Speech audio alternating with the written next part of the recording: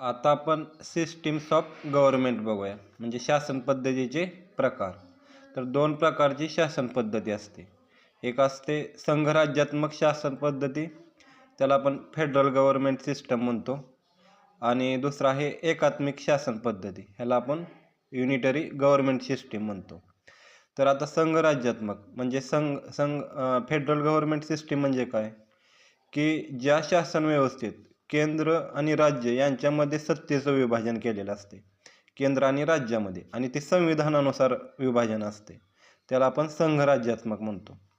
म्हणजे काय असतं, त्यात सत्ता विभागलेली असते. म्हणजे जसं आपल्यात केंद्र सरकार, राज्य सरकार आणि हे जे विभागणी आहे, कायद्याचा विषय वगैरे वाटप केलेला आहे, तर ते संविधानानुसार असतं.